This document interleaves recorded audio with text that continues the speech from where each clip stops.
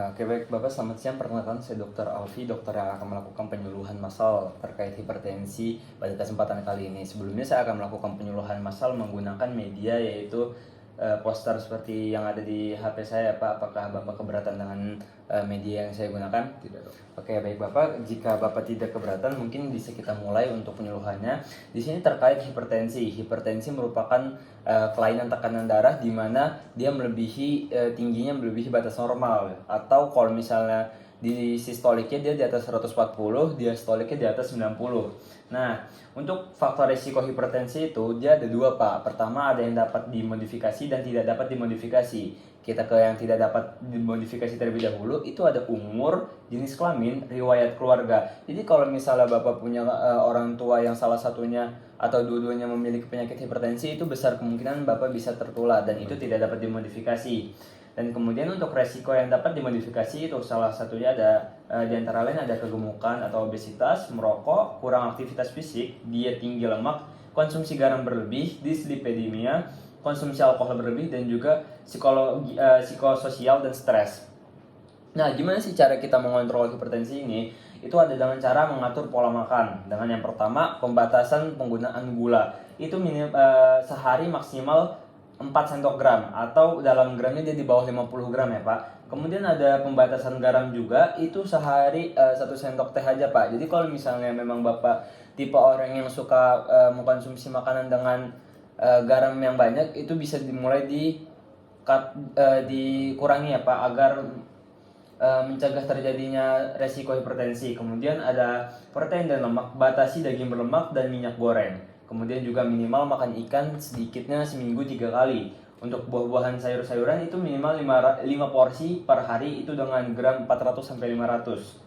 Nah, kemudian tips mengontrol hipertensi di sini ada kontrol tekanan darah ada secara teratur. Itu jadi Bapak setelah mengikuti pola mengatur makan yang ada di atas tadi, itu harus dikontrol secara teratur Pak, untuk melihat apakah memang terjadi perubahan jika Bapak memiliki hipertensi. Kemudian ada tekanan darah tinggi sering tanpa gejala. Kemudian pastikan ketersediaan obat di rumah.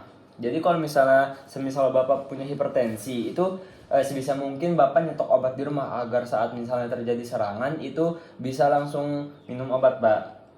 Nah, habis itu untuk berhati-hati menggunakan obat bebas. Dan sebisa mungkin untuk obat ini datang dengan resep dokter ya Pak ya.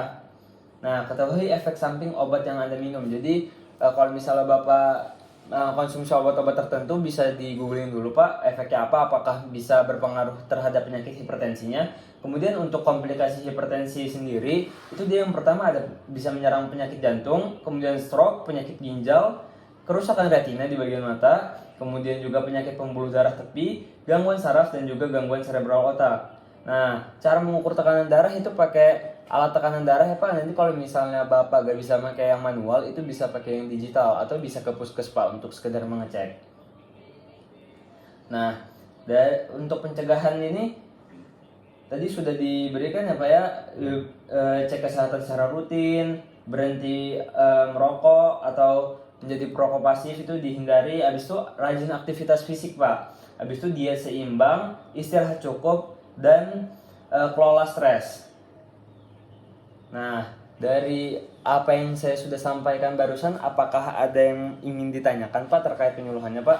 Mungkin cukup, Dok. Mungkin cukup ya. Jadi semoga penyuluhan yang saya berikan barusan bisa menjadi informasi dan menambah informasi Bapak terkait penyakit hipertensi. Jadi barusan Bapak sudah diberikan terkait bahaya-bahaya hipertensi, faktor resikonya. Besar harapan saya Bapak bisa menyebarkan ke orang-orang yang mungkin misalnya belum tahu Pak tentang hipertensi ini. Mungkin cukup penyuluhan saya pada kesempatan kali ini. Tadi nggak ada pertanyaannya Pak ya, mungkin bisa saya cukupkan. Terima kasih banyak Pak. Baik, Pak.